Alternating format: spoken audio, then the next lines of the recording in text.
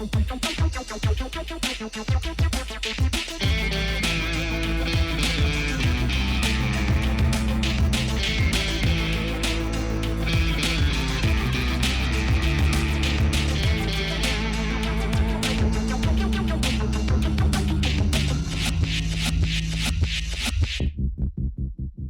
this week's episode, I speak with Seven, who is the creator of a bunch of amazing tarot projects. I honestly felt like this was a huge get because anyone who can make over $1 million on Kickstarter in a single project is definitely doing something right. So we get pretty deep in the weeds here, but I really enjoyed every second of it. One thing that I really took away from this was that maybe Kickstarter isn't the only option out there. I mean, I know there's Indiegogo and GameFound has been doing things, but Kickstarter is definitely the place where people go to browse and shop for new projects to fund.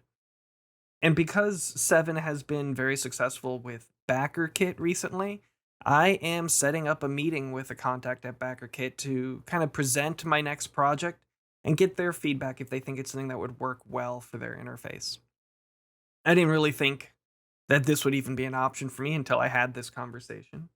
It was also really great to see all of the money that was put into advertising to have a project reach that height. I never really put too much money into advertising and just kind of hope for the organic growth, but it is also really nice to see that you can use the advertising money from money that's going to be collected from the campaign. That definitely helps solve things in that regard.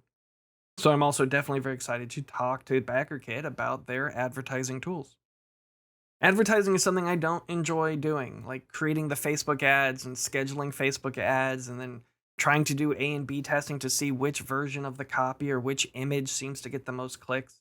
That's exhausting. I would much rather pay someone to do it, but the problem is you have no idea if you're paying someone who's good at doing it. Because they have the name Backerkit behind them, I'm more inclined to kind of offload it onto those people. So when I do that for my next project, I will come back and debrief on how that worked. That being said, let's go ahead now and move into my interview with the incredibly smart, talented, helpful Seven from Publishing Goblin.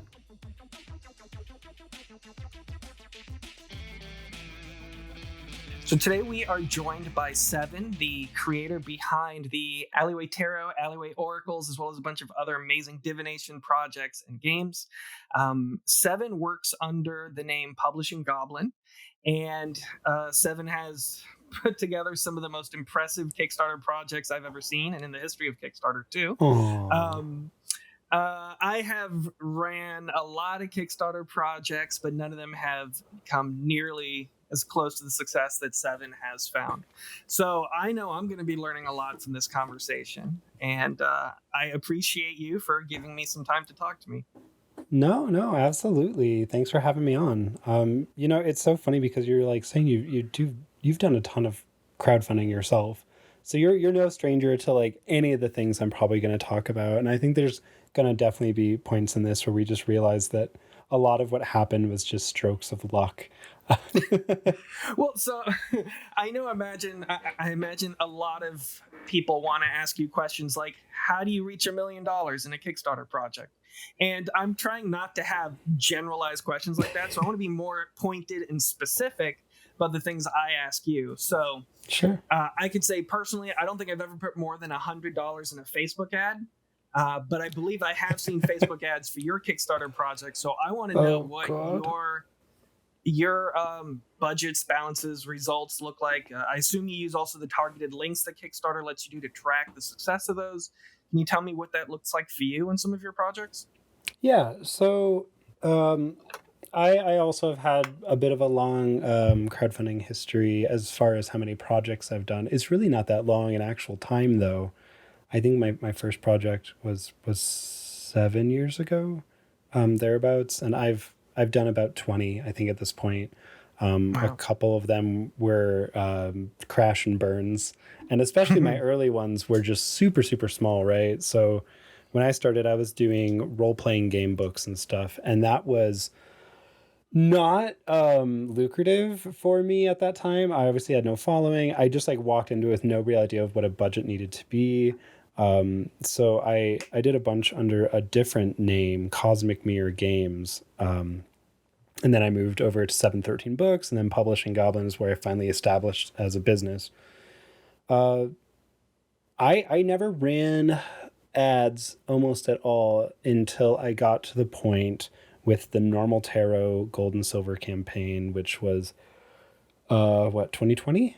And on that campaign was my first time really diving into ads in any meaningful way, and I was using Backerkit for my after pledge fulfillment stuff. And you kind of have to buy into them wholly. You get their pledge management campaign stuff, but you also get targeted ads, and that was a huge part of the success, like the Alleyman's Tarot, for example.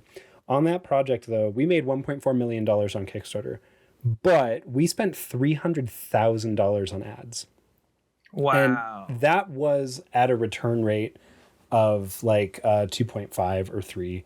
So it was still either breaking even or slightly making money, or in the end making money by raising the numbers of how many things we're printing so everything gets cheaper.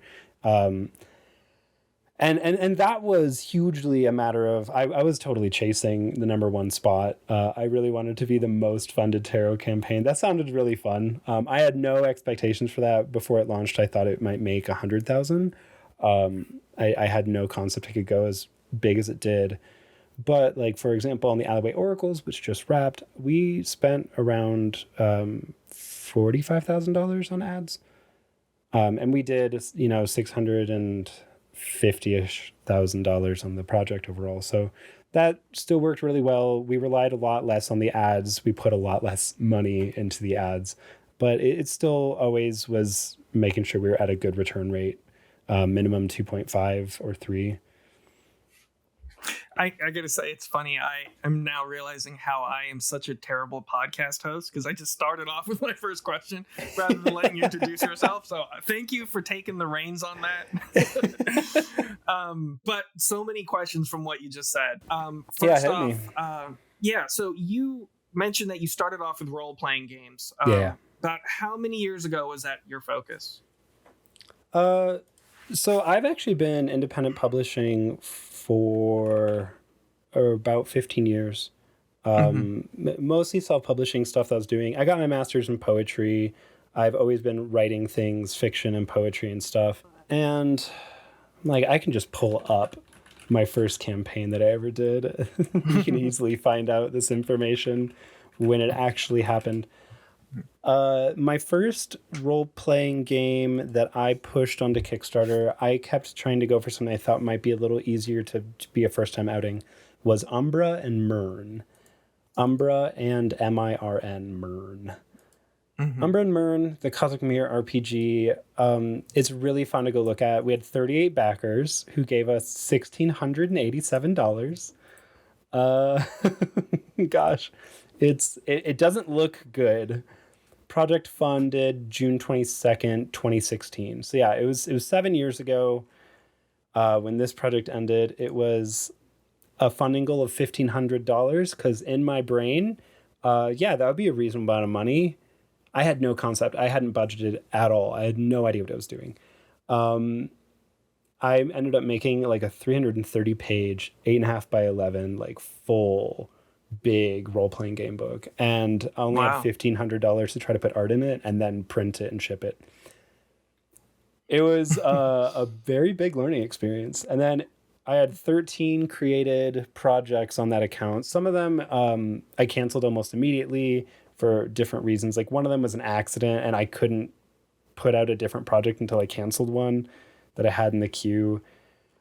But yeah, from 2016 on until 2020, I was doing stuff on that account. I did Umbra and Myrn, which is my first book, which is over on the shelf and is so ugly. I tried to do Confluence that failed. I did Generations that worked. I did New Aether that worked. I tried to do Confluence again, and then again, both time failed. I did Dogs the Game, which was a small game that was kind of silly and fun, and that did fine. Zoetrope failed. Zoetrope number 2 worked.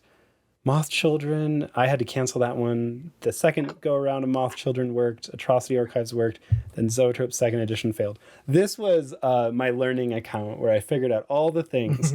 And at most, I think Moth Children might have had the most money of any of those. And it made, yeah, $2,800. So I did that. I learned a lot. And then I was like talking to someone who had a bit of an online following, and I was like, hey, I could make this book for you out of your posts and it'd be really fun. We did that. It made about $5,000 on my new account. And I was like, this is really good. That's the most I've ever made. $5,000. Oh boy. And then built from there, you know, project to project, just slowly growing an organic audience. And if you ignore the Alleyman's Tarot, which is like the lightning in a bottle, 1.4 million, the other projects I've run, everything is always growing at a fairly nice, steady, organic pace. If you just remove that anomaly from the data. So the latest project making $650,000 is like really, really wonderful. It's a nice like stepping from my project to project. That's a lot more of a reasonable estimate for what my next projects might make. So this is great to see, because I was just looking at your your other Kickstarter account, the current one, and those all looked very successful. I'm like, where did this guy come from? And so it makes me feel a lot better seeing this history. Oh, God, yeah. And it's funny that I think you came from role-playing games and have found your way into the divination world. I'm the other way around. I started in like the divination world on Kickstarter. I guess my first things were coloring books, enamel pins, very small, testing the waters with things that I won't get financially screwed over if something doesn't work. Yes. Then I did my first board game. Then I did tarot deck, and that was very successful for me. And I just kind of focus on divination. But my most recent Kickstarter project, which has been my most successful so far, was almost $17,000. Was a role-playing game in the Morkborg space. Oh, heck yeah. And yeah, and so since then I've been more obsessed with role-playing game stuff, and it's like in the last 2 years I discovered the world of quote-unquote zines of like small one-off role-playing game scenarios, and I've been so hooked on that, and I've been developing really big role-playing games now, and it's just such a fun world to be a part of, because you I don't know if you're like me, but I want to control every single aspect of every project I do. The writing, the art, the publishing, the product design, the marketing, all of it. I don't have time for it, but I do it. And so I just love that with like a small zine, you can do something from start to finish in a solid weekend if no one bugs you. And, you know, you can have a nice 16-page thing that you're proud of and could maybe turn into $2,000-$3,000. I took part in Zine Quest on Kickstarter and did a little role-playing game out of old art assets I had already made, and then just like wrote up the system. Yeah, zines are really, really fantastic spaces, and I really wish I spent more time working in small game spaces, because everything I've been working on lately and all the things that are forthcoming feel like they're a little bit bigger and they're just so much more costly, and I'm working with a lot more people on them. Like I started in role playing, and now I've been in divination, and now I'm trying to do it where I rotate. So I do one divination project, one game project per year. So I've got that set up for the future, probably a ways into the future. So yeah, I'm trying to go back and forth. So like on Kickstarter, on Backerkit, I've done 2 projects on their new crowdfunding platform now. I did my Oracle Dice second edition, which did 200,000, which was really good. It's a new platform. I wasn't sure if we'd get people over. And then New Avernus was a board game, which was kind of my first step back into getting into games. And it did 30,000 over on Backerkit. So that felt really, really good to know that I can try to tap both markets. So now it's a matter of figuring out how to rotate that well. Okay, so a few more questions. Specifically about Backerkit, because I probably about 3 projects ago, I used Backerkit Launch for the first time.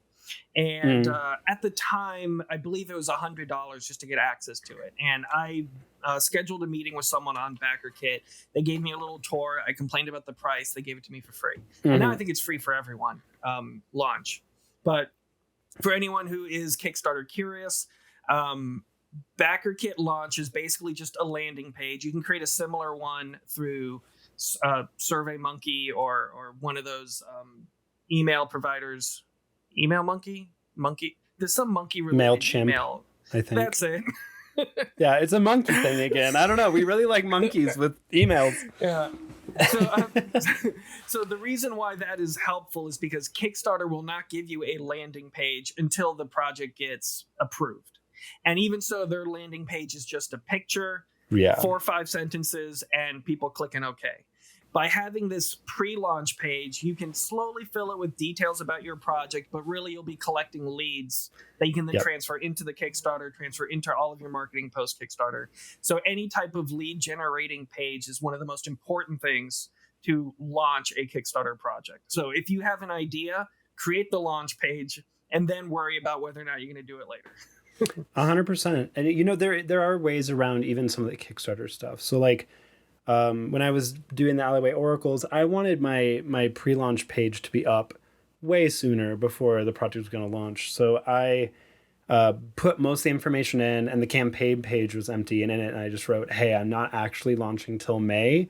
Please approve this so I have a place that people can like hit notify me on launch." A lot of the times, Kickstarter is like pretty flexible with that stuff if you just can reach out to someone and talk to someone. So you can actually get that up earlier, but exactly what you said. All it is one picture and the briefest description. You can't have anything else put up there. And the other problem with Kickstarter's pre-launch page is it doesn't collect emails for you. Right. All those other ones obviously do. People who follow your project on Kickstarter, you'll never know who they are until they convert. And even when they convert, I don't think there's any place to see, did this person follow before they converted into a backer? I don't think that exists on Kickstarter. So Backerkit or MailChimp or, you know, any of these places are all really, really useful for that functionality of gaining a mailing list. I would say that the best part about Backerkit is that they have all of the services just kind of together. So you start with launch, where you're generating a landing page and you're collecting people's emails, and then you have an email list to ping later to try to get them to back your projects. But the other thing is like they'll do the advertising, which is generally very effective, and they keep eye on it. So you're like, I'm not willing to go below a 3.0 return on ad spend. So if I spend $30, I want to make $90. And they'll be like, okay, we're watching that. And if it gets below that, we'll start spending less until maybe we cancel the ads. And then obviously they have the post-campaign stuff. So they have all that packaged together. So about the ads specifically, I looked into it very briefly for my most recent Kickstarter project, and I couldn't find any information on the interface. Do you need to like communicate with someone over a telephone or Zoom meeting to initiate that? Yeah. Or maybe I just couldn't. Their interface is kind of a mess. It is. You know, that's one of the big tragedies, I think, of Backerkit's back end. Especially when you move to the pledge management part, you essentially have to rebuild your entire Kickstarter campaign into Backerkit so that it can match things up. Like, oh, someone bought this thing called this and it was $70. You have to build that in our system so that we know that these things are related, and then you have to connect them. It's a little complicated. Personally, now that I've had like a lot of hands-on experience with Backerkit, I really, really like the depth of stuff that I have available on their stuff. But it is 100% what you just said. There are a lot of people who connect to Backerkit, try to use them for something, and if they don't get into a call with someone, they don't know what they're even doing. They don't even know if they have anything coming from Backerkit. Like, am I getting a service from you? I have no idea. Yeah, you totally need to talk to someone at Backerkit, and that's one of those things that I also experienced a lot with Kickstarter, where after my 15th project, I finally got a named person at Kickstarter to talk to. And that changed everything for my experience on Kickstarter, because now I had someone I could be like, I want to do this. Can you just make this happen for me? And same thing with Backerkit, where like whenever people come to me and they're like, can you give me advice about my Kickstarter? Can you look at my thing? And I'm like, yeah, I will consult for free on people's projects at almost any time. And half of the best thing I can do for anyone is just give them named contacts at Kickstarter or Backerkit, because that ends up answering most of their things. Yeah. So yes, you have to talk to someone. I don't know why. I don't know why it's like this. I don't know. It just is. You just have to talk. Do you know if there's a minimum required ad spend to use the Backerkit marketing? The way that it works is that when you are talking about your project to people at Backerkit, they walk you through what their services are, and then they're like, okay, let's hear from you about what your project is, what you're trying to accomplish with it, what your price points are, your margins, and then they tell you whether or not it would be worthwhile running ads on your project. And I think that, you know, if they realize like, the space of design you're working in, or whatever, this market, this niche isn't really good with ads, we have found in the past, they might just suggest you don't use the ads. I don't think that there's ever a point where they're like, oh, you have to spend minimum this. They will decide whether or not it would be worth it to even try. And then if it is, it's entirely up to you on like how much you want to start with spending wise, what you want your return on ad spend to be, what your margins are, and they work with you from there. Because like I've run on projects where the ads just get turned off at some point because we realize they aren't going to make anything, and that's not a big deal. You're still going to be paying for whatever they spent on the ads after your project is done. And that's the other big thing, right? Is that they will pay for the ads up front for you, and you will pay for it after your project money comes in. So like obviously on the Alleyman's Tarot, we spent $300,000 on ads. I didn't have that kind of money. That happened after the project was over. Okay, that was going to be my next question. Do you like pre-budget that going in? But that's good to know. I couldn't do that. I am a poor person who lives paycheck to paycheck, and my paychecks happen maybe once a year if I'm lucky. So that's really rewarding to know. I have a project that I've been working on with this other artist, and it's like it's in the divination space, but it is not a divination tool. It's more about building community and sisterhood with women around you. And so that's really a hard thing to describe to people.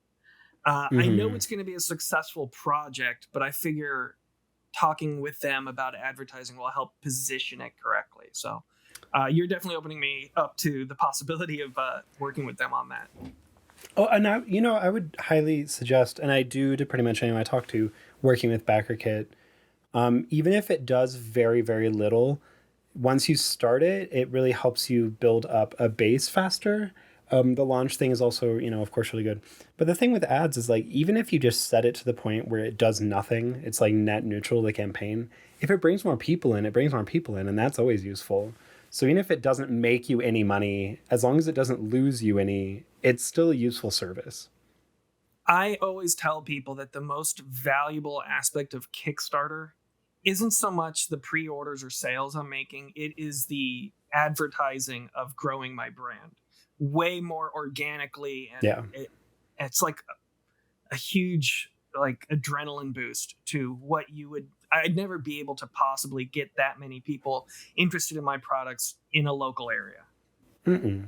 I'm sure you've seen the same. Like maybe 20% of my orders are international when it comes to a tarot Kickstarter project. And are you also always tempted to just say no international orders? It's so exhausting waiting on packages to arrive and then resending them because they get shipped back for some reason. Yes. I have vacillated back and forth. So up until I think the last project that I hand fulfilled was well, actually I just did one because it was small. But up until my first edition Oracle dice, I was hand packaging all my stuff and sending it out. And it was always like such a problem, especially after Brexit, and then UK started doing VAT, and then the EU started doing VAT stuff too.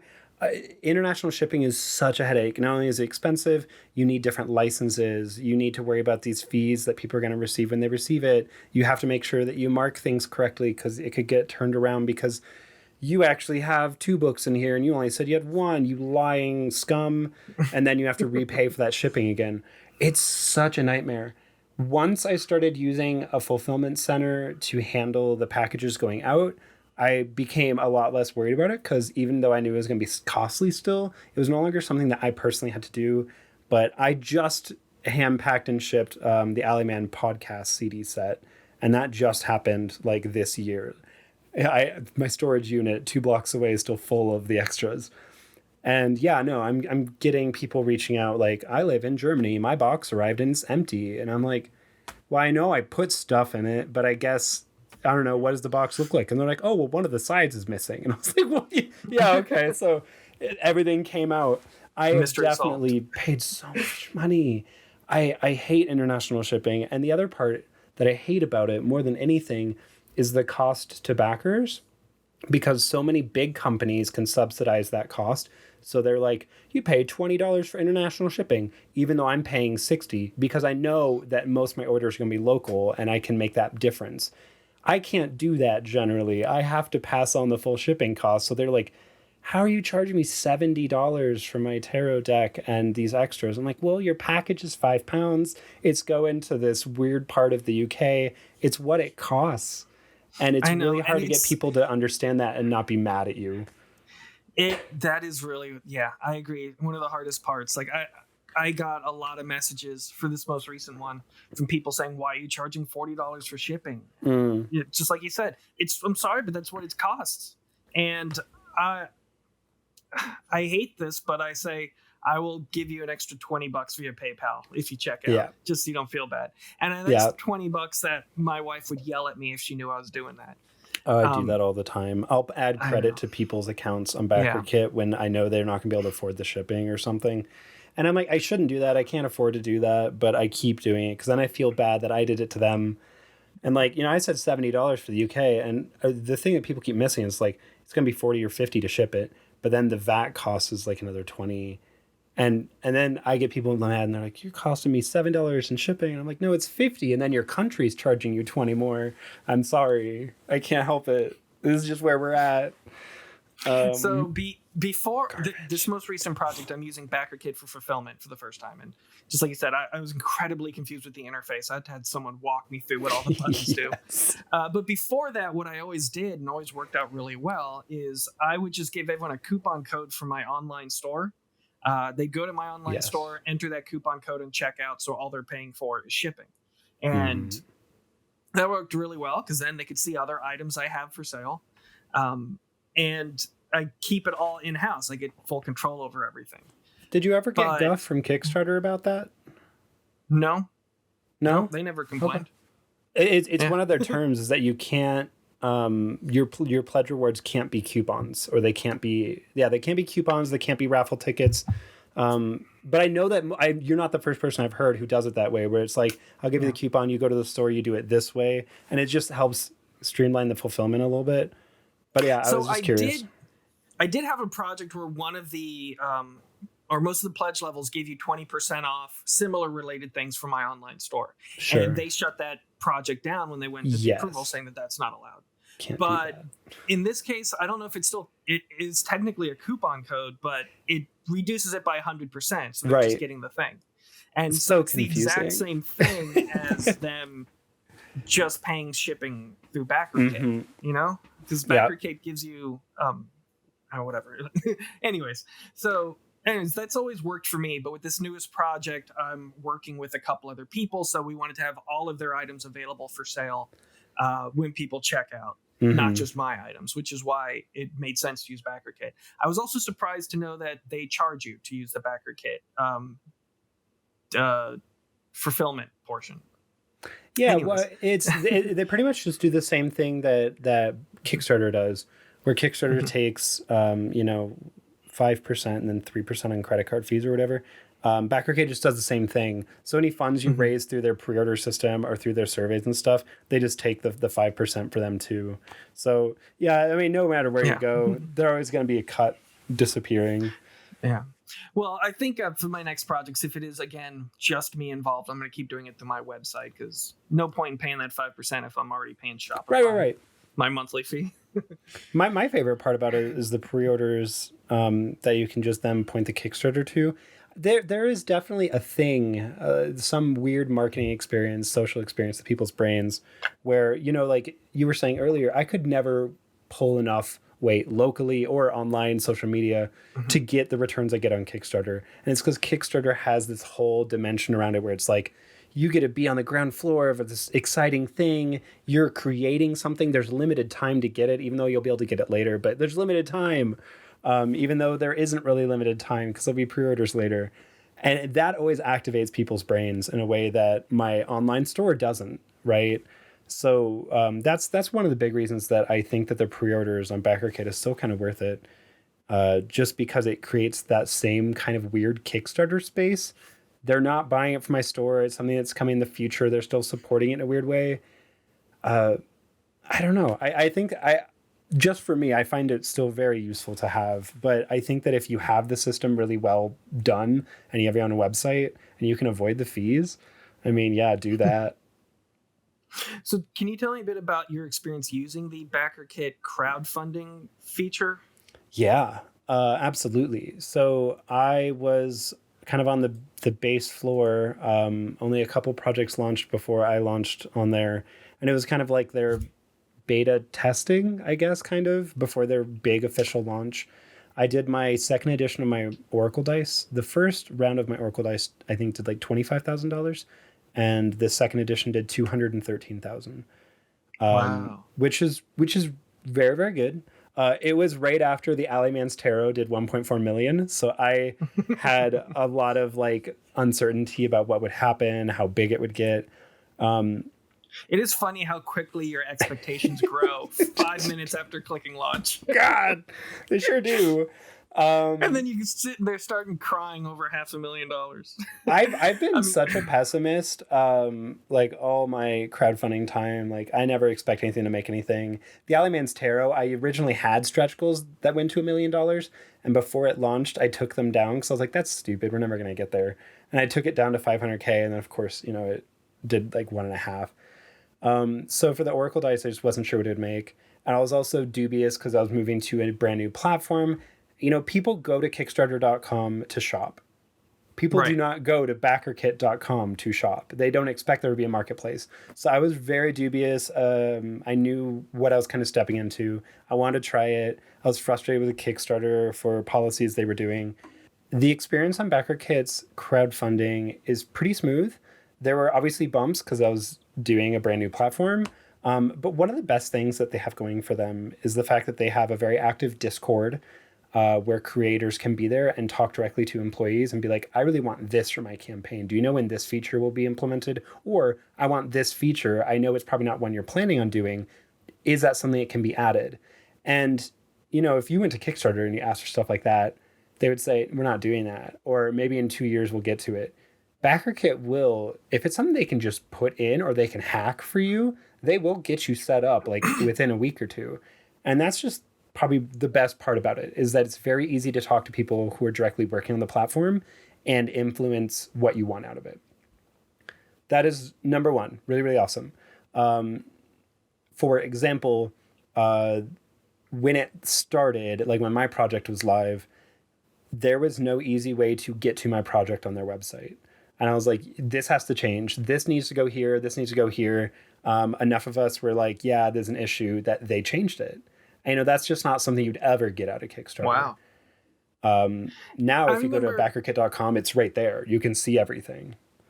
I remember a few years ago when Kickstarter, some story came out that they like laid off like 200 something employees. My takeaway was they have 200 something employees because they'll release one platform update every 3 years, it seems like. So it's really rewarding Yeah. or refreshing to hear that about Backerkit.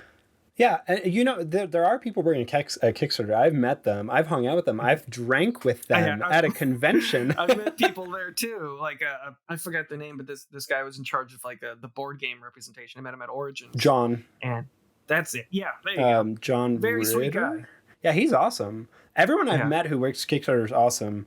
And ironically, like Kickstarter, they like wined and dined me a little bit because I was moving to Backerkit, and then I was like, ah.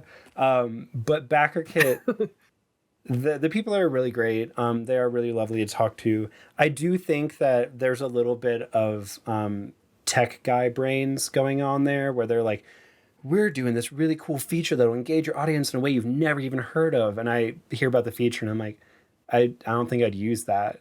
I think that the reason it doesn't exist is because it's not useful.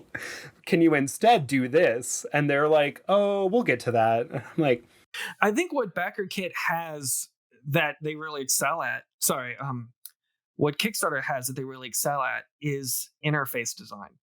yeah. There's so many ways that people find my projects. I'm sure the same with you. Like when you look at all the Kickstarter lead generation successes, whatever Mm-hmm. they call those specific links, like, okay, we got this many people just from weekly emails. We got this many people because it's similar to another project they looked at. We got this many people because it was on the landing page. We got this many people because they clicked on the magic button. It's Mm-hmm. really impressive the way they lay all that out. And I think they're really just worried about messing with that successful interface that's working so well for them. Yeah, some of the questions that I've asked of them and requests I've made of them are usually about some like nitpicky things on the project pages themselves. So, for example, the alley on the Alleyman's Tarot. Table of contents would be so great. Yeah, table of contents. Excuse me, Kickstarter. Backerkit launched their new stuff, and they have a table of contents on the left, and you can just click through people's campaigns. My campaigns always end up being so freaking long that I wish I had a way to put anchors in somewhere. Please let me do that. On the Alleyman's Tarot, I hit the character limit. I didn't know they had a character limit on the campaign story, and they didn't either. So on this one, I requested that they increase it, and they doubled it for me, which was good. So I always start my Kickstarter project design with a Google Doc. Yeah, because I'm obsessed with Google Docs, and I always use the different levels of titles and things like that. And I like that at least that translates copy and paste wise, but again, it should have the table of contents. Yeah, it's really silly that there's not a table of contents. I don't know what I'm supposed to do with that. Yeah, and if you delete an image, it scrolls all the way to the top, which is obnoxious. Oh, God. I've all these stupid images I'm putting in, and it takes forever to load it, and it finally gets in, and then it adds space before and after, and I delete them, but every time I go back in there, it like re-add. I don't know. There are some things about it. Yeah, and it won't play an animated GIF while you're editing there, but... So you did mention Zine Quest. I want to know, what are your thoughts about Zine Quest and Witchstarter? Oh, Witchstarter is a rough one. The person who championed it and created it at Kickstarter no longer works there. Oh. Which really sucks, because that was actually like my person who I would go to about all my questions. And well, and again, that's their business. But yeah, I think that Witchstarter is really great. I think that tarot and divination stuff have such an obvious big community on Kickstarter that it's really annoying that we have to pick whether we're going to be in games or design, because there's no other place to put our projects. And yet Witchstarter didn't really fix that. It didn't really give us a category. It created a super category on the site that like found our projects. But man, they just need to accept that divination and magic generally have such a big presence there. Witchstarter shouldn't be a once a year thing. It should just be a category on the projects. So that's kind of what I was getting at. When I did my last project, my divination project, I did it under the Witchstarter name.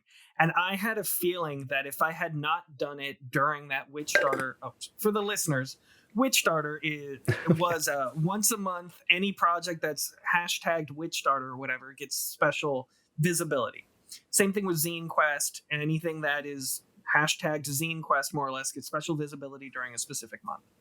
And from my opinion, my feeling of that was, if I had not launched during Witchstarter, I would have made more money. Oh yeah, because you're competing with so many people who get paid the same that month as they do any other month, but now there's way more projects trying to fight for their wallet.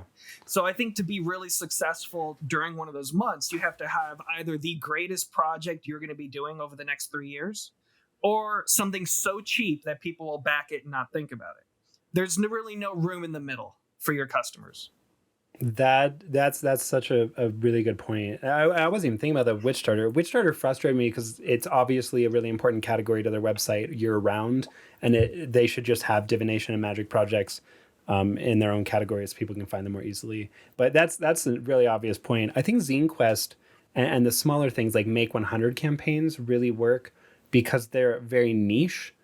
And especially for Zine Quest, usually pledges are very cheap. So for something like that, it's very easy to be like, look at this market of zines. People can come in and get a bunch of them. But yeah, for Witchstarter, people are dropping tarot decks that are $50 or $70 and losing most of the pledges because everyone else is going to a different one. Yeah, that sucks. Not ideal. I have this project I'm working on. It is a role-playing game of design that utilizes a tarot deck. So I'm going to be creating a custom tarot deck for the role-playing game. So it'll be the first time I actually get to combine my two main audiences for the things I make. And I have a few other people who are making campaigns based on my same rule set for the role-playing game. So one thing we were thinking about doing was, if you pledge to my campaign, you get this free supplemental material for this other campaign, and vice versa. So that we all launch at the same time to help bring visibility to the core rule set, which I already have for free on itch.io, as well as give people an incentive to back multiple things at the same time. Anyways, that's all. Just a thought. My experience with that is that it can be really hard to have multiple campaigns at the same time, or like with the alleyway oracles. I've been thinking about this a lot because one of the things I heard from people is that the buyer's paralysis thing, where they went and looked and there were 3 decks here and they don't have to get all 3, but they feel like if they don't, they'll be missing out, but getting all 3 was too expensive. So they chose to just not pledge at all. And I think that that is always going to be a potential issue for any time that you overlap things like that. But at the same time, what you just said is also true. Like, your core rules and the game itself might not be that visible, but if people are seeing it in multiple spaces, from multiple angles, from different perspectives for the different game styles for the other people's versions of the game, like that could be really helpful. But it's also going to lose you some. And the question is, like, will it gain you more than it lost? You don't know until you do it. And that's the fun part, I guess, of running businesses, is not knowing what thing will work until you've tried it. My experience is I'm probably never going to overlap projects again and try to keep one main product in each thing, just because I found it frustrating. Another thing to think about too is when you're thinking about your potential audience, you're either making more money by getting your existing customers to buy more stuff from you, or finding new audience members. So you have to try and think about what is easier for you to pull off with the tools you have at your disposal. For example, if you have an item as an add-on in a Kickstarter project, it's probably less likely to be selected than if it was built into one of the pledge levels. Yeah.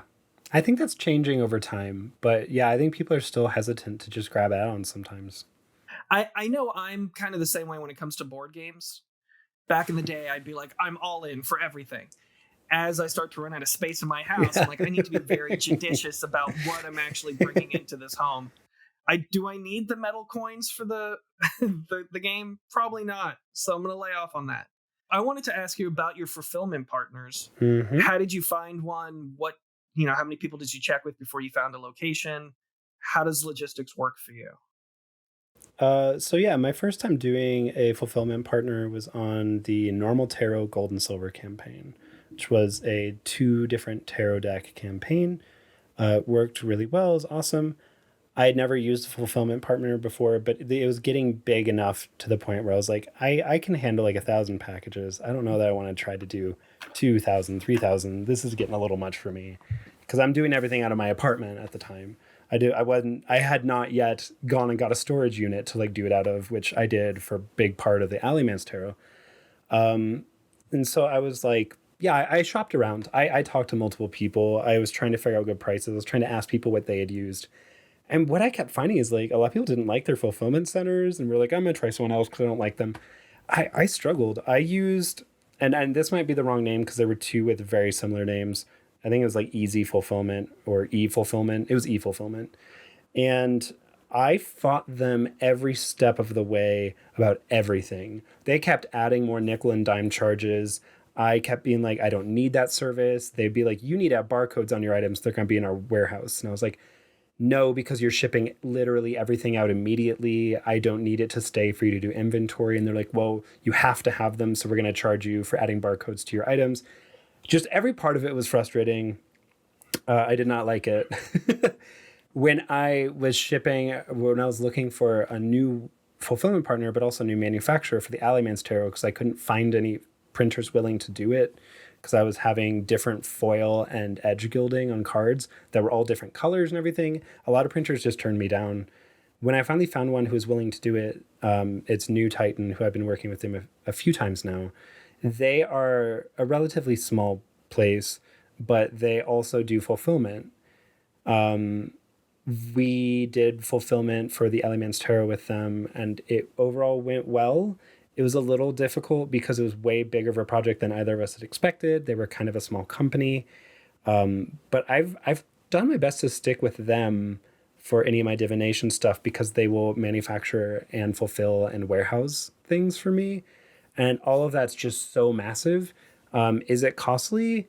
Yes, but because I have like a direct connection with them and we're working on multiple projects together now, they're willing to be like, we won't charge you this or that, but we will also handle your late sales and we'll take a cut of that. And that will be how we make that money. And I'm like, fine.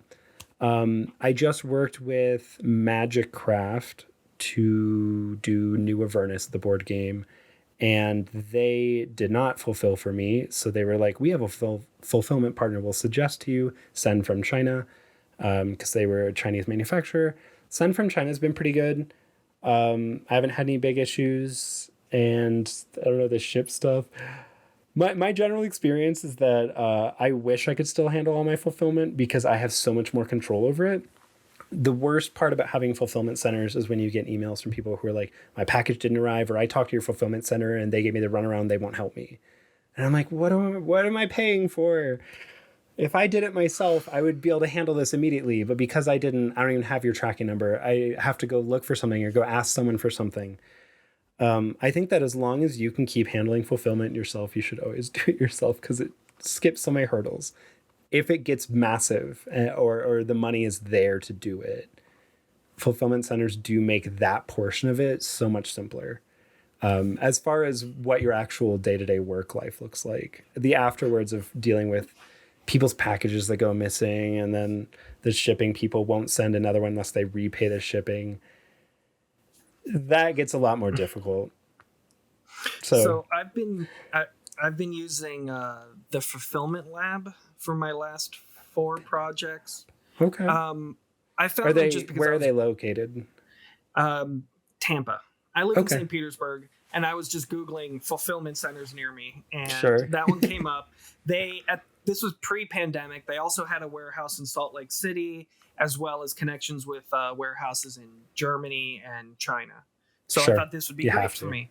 But then during the pandemic, that network fell apart. They closed the one in Salt Lake City, so it's just the one in Tampa. So, I mean, luckily, still fine. But I really liked the idea of having my Chinese manufacturers ship products to me. I keep the ones I want to keep for like local markets and stuff, and the rest I just drive to the warehouse. And they've been very fast at shipping everything out the same day, but it is not cheap. It is like between $10 and $13 to fulfill a single tarot deck in the United States, which, I mean, I would probably be paying maybe $1 less if I'm also counting the cost of boxes and stuff. So the fact that I don't have it in my house makes it absolutely worth it. But the biggest issue I have with them is they only ship DHL, which is weird, right? That's a really weird one. But also DHL is just not my favorite. Yeah, and like, so a lot of times the international orders, specifically Italy, is a big problem. What is wrong with Italy? Stop Italy losing loves things. their tarot decks. But yeah, I've had to ship something to someone in Italy 3 times.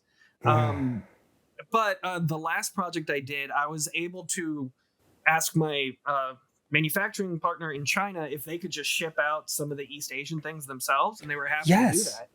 So that was fantastic. It only cost me like maybe $25, $30 to have them ship out. I think it was like 60 decks to Australia, Thailand, China, Hong Kong. Hong Kong loves their tarot decks too. I get a lot of orders from them. That is one of the big things. If you're willing to ask, people are willing to answer. And sometimes it's as simple as being like, you are already there. It'll be cheaper. I will pay. And they're like, yeah, whatever. Always ask. I would love to do that more, but like with this upcoming project I'm working on, we're going to have to assemble these kits ourselves because we are using multiple manufacturers. So then I wouldn't be able to ship them back to China to have them do that, which is annoying. But having a fulfillment partner, it's funny how your stress gets reduced so much so quickly, but then it just gets replaced with other types of stress. But overall, but it's still lesser. I don't have to do it myself. Yeah. It's like it got replaced by new stress, but it is less stress overall. So it's worth it. It's just a new thing you have to learn a person's email. So I did originally try to work with like Quartermaster Logistics, who is the go-to for board game fulfillment. But I didn't have the numbers to work with them. They needed at least, I think it was 5,000 units or something like that. And I was looking to do 500 units. And a lot of fulfillment partners also don't want to do with the traditional fulfillment partners don't want to work with Kickstarter related things because it's all that action up front and then just slow trickle outs. But what's nice about the Fulfillment Lab is they have an app that integrates directly to my Shopify.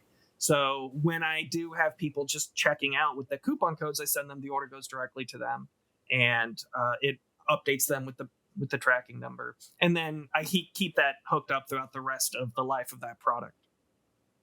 Yeah. So when it comes to you choosing how many items to get made, do you do like double what was collected, or do you have a specific number? I just, made my bed and laid down on it with the Alleyman's Tarot, where during the life of the campaign, 25,000 decks were claimed, right? Like it was a sizable amount. I looked at that. I was like, 25,000 in 30 days. Granted, there were probably a lot of extenuating circumstances. It was lightning in a bottle. People were really excited about the time. When I was like, how many more is reasonable to do? Because it was also one-time printing by contract with all the artists. So I was like, Sure. I have to be mindful that whatever I order is all that will ever be. So I wanted it to be a decent amount so that I could, have some for the future to sell. But I also wanted it to be a one-time printing and in a way that felt special for people. So I was like, okay, we moved 25,000 during the campaign. I will order 10,000 more. I thought that by the end of that year, those 10,000 would be gone. And spoiler alert, they're not. But my manufacturer was like, okay, you're going to do 10,000. What if we do 5,000 beyond that we will pay the cost of, and then we will sell them, you will get a cut of them. And I was like, 15,000 is more than I was thinking, but that's a really fine thing for me. It doesn't put any stress on me. I said, sure. So we did 15,000 extras, and to this day, we just have so much of it still left. It's been a year since we finished all of our fulfillment for that project, and that's so frustrating for me. So right now, for example, on the Alleyway Oracles, I haven't picked my numbers yet. But if I look at You my did have the preliminary Alleyway financials, Tarot as an add-on for that, right? oh yeah, I mean, I'm trying my best to get that out the door. Yeah. We only ended up selling like I think 200 of them there. We still got thousands. It's such a hard thing to sell because of how I designed it. It's not good to be on store shelves. It doesn't explain what it is on it. It's a very diegetic artifact to its lore. It's supposed to be an in-world thing that like is real. Like the Alleyman actually collected this in a giant matchbox, and so it doesn't have a marketing blurb on the back. You can't sell this to people. They don't know what the hell it is at conventions. You have to explain it every time. That was my decision, I guess. Whoops. But for the Alleyway Oracles, right now it looks like each of the 3 decks sold about 4,000 units. So reasonably, I think that I could order something like 6,000 of each. And this is also one-time printing, of course, but I think once those are gone, that's fine. I think the Alleyman's Tarot is tragically going to be around forever because we can't make them go away. My best estimate is like you can do half again what you made on the project, depending on what the project was. So like the podcast CD sets I did, I had to order minimum 500. We moved about 250 on the project. So I was like, we're ordering 500. We'll just have 250 extra. My ultimate goal would be to like never order as many as I did on the Kickstarter, because Kickstarter is the lightning in the bottle moment. People are excited to go get it. Afterwards, when it's actually available, people are like, oh, that's cool, but I could get it anytime. And it just floats for a long time. That's been my experience. I am curious what your numbers look like. Like, do you typically order twice what you made on the Kickstarter to have inventory to sell? Or what is your approach? There's a lot of factors that go into it. So, for example, if, say, I raise $12,000 and it costs me 500. No, that'd be way too cheap. Sorry. But sure, go for it. Hypothetical. I raised $12,000 for a tarot deck, and it's going to cost me $6,000 to get that printed for just the minimum order quantity. But sorry, not minimum, the minimum I need for the claimed decks. Sure. If I double that quantity, it's not going to cost me double the amount. Mm-hmm. Right. So I probably, oh God, that's such a tough thing to answer. I don't even know why I asked you and expected you to give me an answer. Because it's project by project. Sometimes know I'll sell more of this. Sometimes you think whoever wanted this got it now. Yes. Yeah. So like my erotic tarot deck sold incredibly well post the Kickstarter project. Because there's a market out there for it that doesn't know Kickstarter exists. Sure. I try to do double whatever I need, but I also want to make sure I get to keep some profit for myself and for subsequent projects. Mm-hmm. So I guess I want to ask you, how do you pay yourself? Do you have a structure? Do you like? Because that's something that artists struggle with, especially when it comes to artists who rely on Kickstarter. I'm tragically bad at it. Whenever money comes in for my business and it goes in the business account, my first thought is, all right, who can I pay what to get another project moving? Like, is there enough to do this, to pay this artist to illustrate all of this stuff for this new game or whatever? And that's always where I begin. For the Alleyman's Tarot, it did $1.4 million. I always need to tell people this because a lot of people don't understand that I underpriced like the whole freaking thing. Because my goal was to get in as many hands as I could. That's always my project's goals. So there's not actually a lot of money left over at the end of these things. So it made $1.4 million and it ended up being 2.5 years total. I did a year of gathering all the artists before the project launched because it was really hard to sell people on taking part in a deck like this when it didn't exist yet. Well, first explain how it works. Yeah, so the Alleyman's Tarot is a 137 card tarot deck that was licensed card by card from pre-existing tarot decks by me reaching out to the artists, pitching the deck, giving them the contract, trying to get them to sign on. The Alleyman's Tarot was a really hard sell for artists because this had never been done before. I was not very big at the time. Like my biggest project was $150,000, which is big, but it's not like I want to sign on with you for this ridiculous project where on that I let artists set their license fee. It could be anything they wanted from $0 to $1,000 was I think the biggest one I agreed to. Most people went for 100, which is why on this new one I just started with 100. But long story short, I'm trying to get all these people to sign on to this. It was really hard to do. It took a year to finally get the deck together because after I got enough people involved who were kind of good names in the art world, I could be like, this person signed on with this card. Look. Then the project happened. Then, COVID was really, really bad for shipping and manufacturing. And it took 1.5 years to finally get to people. So it was 2.5 years where I couldn't really do other projects. I couldn't really make other money because I was waiting for this to happen and it was getting delayed. And I knew if I launched a new project, people would give me shit for it because the other one's not only not done, but it's delayed. So I paid myself $75,000 pre-tax. And it ended up being 2.5 years of work where I couldn't really make more money. So on a $1.4 million project, I made per year less than I did when I managed an ice cream shop. On the Alleyway Oracles, which just finished, which did $600,000, the money was basically already pre-spent on so many different things and projects that are running in the back. But I paid myself $50,000. And I think that'll be my pay for the year. And that's kind of where I'm at, is I usually pay myself once a year. And I think my goal is $50,000 a year pre-taxes, which is, again, it's not really any better than when I ran an ice cream shop. But I'm at least doing these things I love. And I think that over time I can start to increase that.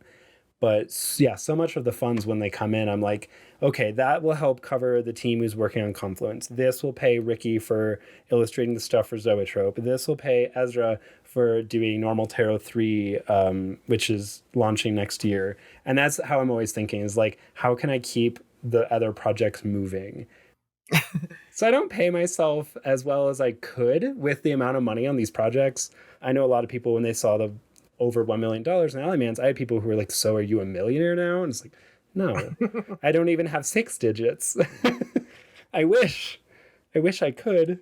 Maybe someday. Aside from the Kickstarter projects, how else do you just diversify your art business? So, goodness, that's a question. Or is it just Kickstarter at this point? I work on so many different projects. Most everything sticks to Kickstarter. I do have a Square store where I have some things that I try to sell every now and then. But most of the year I just take the store down because I'm working on too many different things and I don't have time, or I miss that I got an order and then someone messages me and they're like, I put an order in 2 weeks ago and it doesn't even have tracking. And I was like, I didn't even realize. I'm not good at managing a bunch of different avenues like that. And like right now I'm working on like 5 or 6 different projects. The ultimate goal for almost all of them is always going to be Kickstarter. I don't plan for an aftermarket for most things. I don't, be like, I want a bunch extra alleyway oracles so I can sell them on my Square store, because I end up taking my Square store down most time. So I focus predominantly on my Kickstarter stuff. And then that's why I'm really excited about working with New Titan, is that they are running a store and a warehouse and fulfillment for some of the late stuff from the Alleymans. They agreed to do it for the Oracle dice. And I'm like, honestly, if I can set it up that way and they handle it, I just can't handle the additional avenues. I lose track of things too fast. So Kickstarter, that's where everything is. I'm trying to do more conventions. I'm trying to be on more convention circuity things. I am going to 2 pagan festivals in October. One of them I was invited as a headlining guest. One of them I'm returning to this year after going last year as a headlining guest. So I'm trying my best to like become a public face of my business, and get into those other spaces. I'm going to Gen Con this year. I didn't get a booth again because apparently you have to be on those booths by the time the con ends if you want to be there next year. But I will be at Big Bad Con and PAX Unplugged and those places. Like, I'm trying to be a company presence, maybe sell things, maybe be, I don't know, networking, which is a gross term. Yeah, it is a gross term. I hate being a business owner. I just want to do art. I love the networking. The networking is good. I don't like the term. I know the struggle you're describing about having so many Kickstarter projects lined up, or I guess we should say crowdfunding projects at this phase. Right.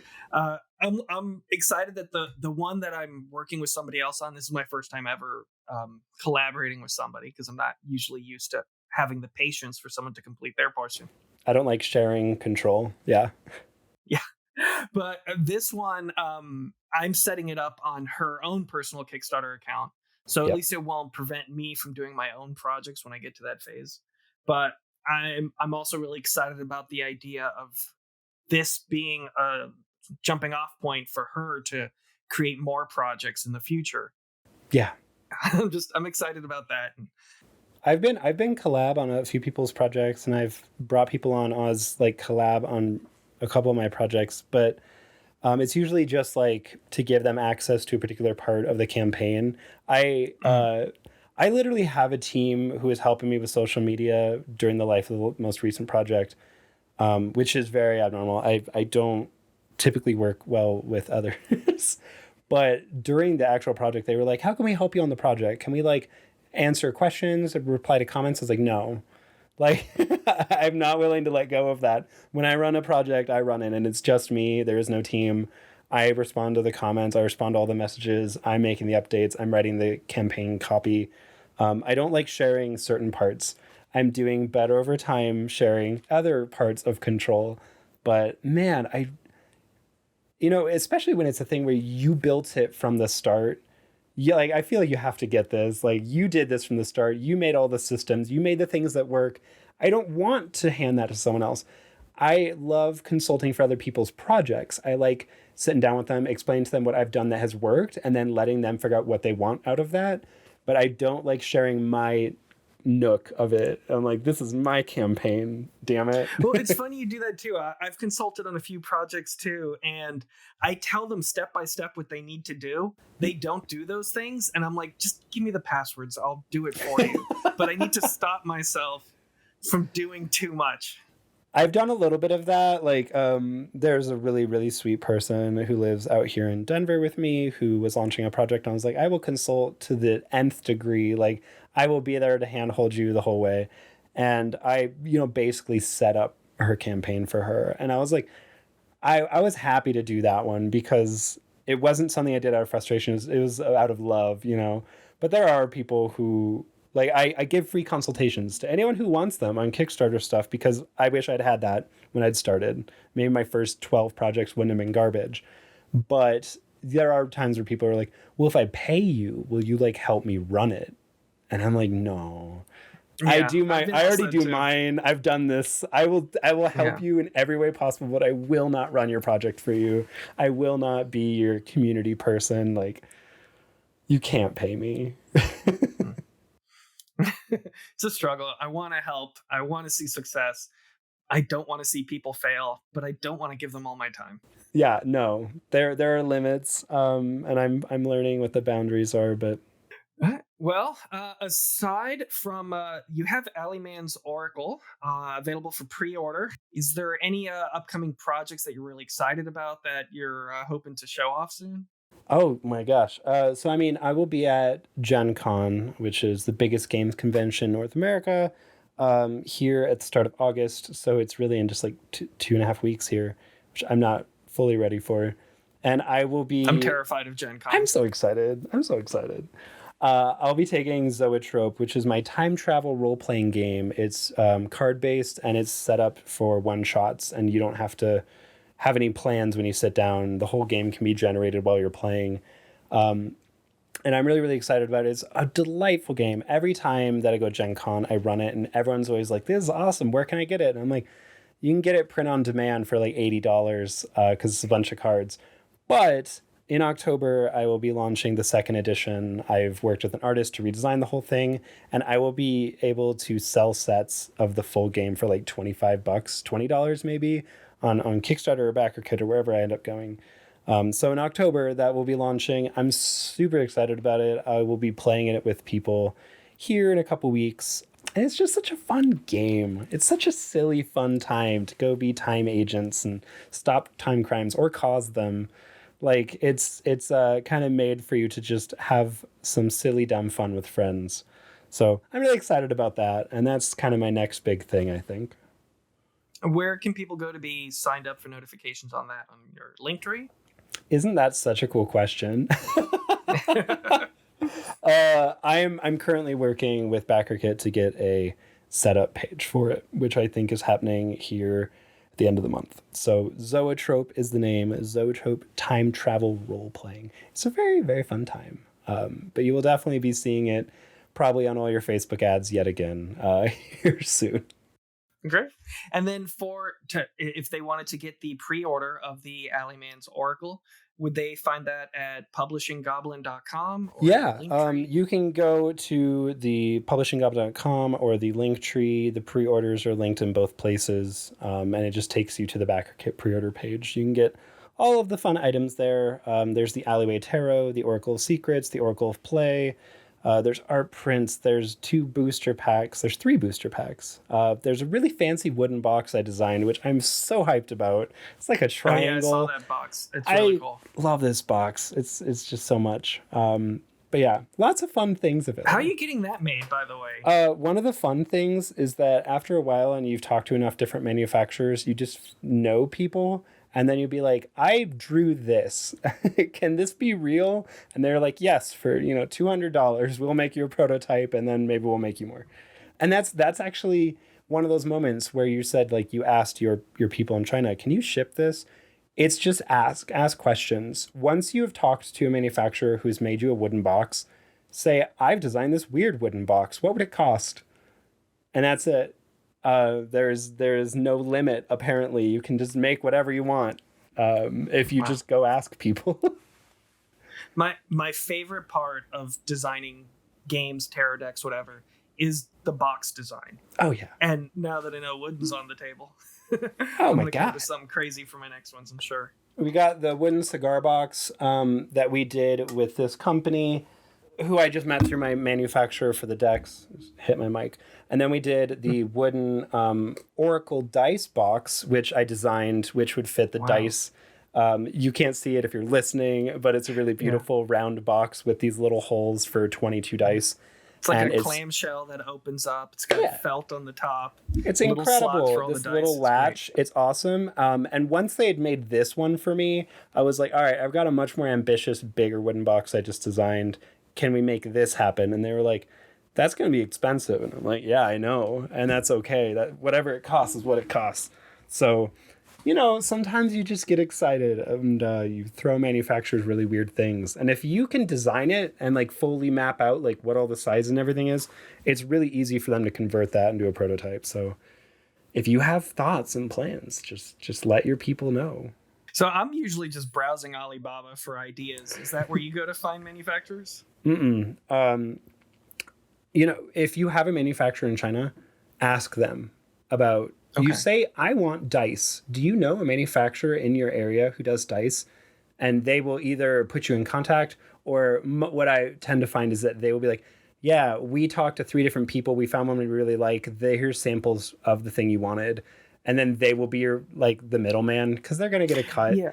And I'm like, that's reasonable. I'll let you do that because the prices are still pretty good. And that's my experience. It's also beneficial too, because say, for example, with one of these projects I'm working on, I have the manufacturer I'm working with in China. They're doing like 80% of my collector's edition box. So they're doing the hardcover book, the character sheets, the big UV spot coated box, uh, Mhm. oracle cards, all this stuff. But the leather bound journal is being made by a different manufacturer in China.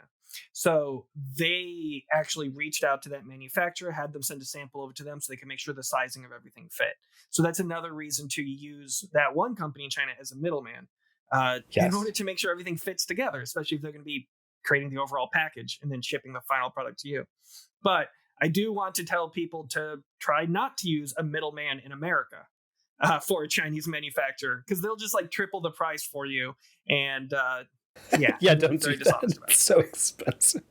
What I found to find them in the first place, right? Because that's the hard part. Is like if you have someone in China and you can start asking them, they can lead you places. Is reach out to other Kickstarter creators and just ask them who they're using. Because that's how I always try out a bunch of different people and a bunch of different printers. Is I just talk to what other people are doing. Most Kickstarter creators or any crowdfunding creators in general are pretty forward with that stuff. There's very little gatekeeping of that kind of knowledge. It's like, yeah, I'm using these people. That's fine. Here's their email. So don't be afraid to just go ask questions of other people who are in your area doing your same kind of stuff. Just find out where they get their stuff made.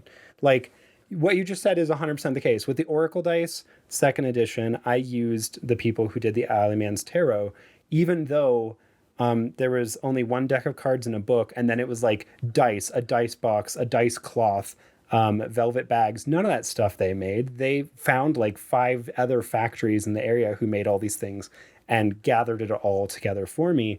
And yeah, I'm paying some amount of premium. I'm sure they're not telling me the proper prices because I'm paying them for the middleman. That's fine. You just still budget around that because they're going to get it all together and turn it into one cohesive thing where you would have to do that yourself otherwise, or you'd have to pay someone, in the US to pick and pack 18 different things into one package. That's so expensive.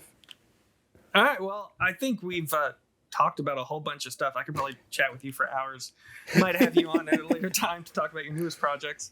But this has been a wonderful conversation. Yeah, absolutely. Thank you for having me on. I love chatting about the stuff.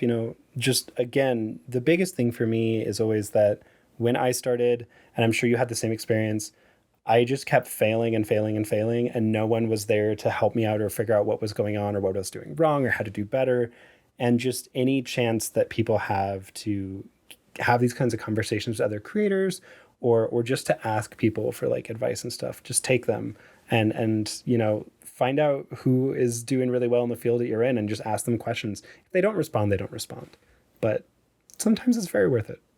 That's pretty much the thesis of this whole podcast is I'm just talking with artists on where they find the profit in their business. And for me, Kickstarter is my number one source of income throughout the year for my art business. So thank you very much again, Seven, for your time. You have been a wonderful guest. Anyone who is curious can find Seven's work at publishinggoblin.com and Linktree. I don't know how to say that. linktr.ee/7da. And I'll put all these links in the description too. Yeah. All right. Thank you very much. Thanks so much for having me. Thanks. Art for Profit's Sake is recorded through Riverside FM, edited on Adobe Audition, and distributed through Spotify for podcasters. The music is provided by Old Romans. If you found anything helpful, interesting, or useful in this podcast, please rate and review us 5 stars. If you want to learn more about chain assembly, head on over to chainassembly.com.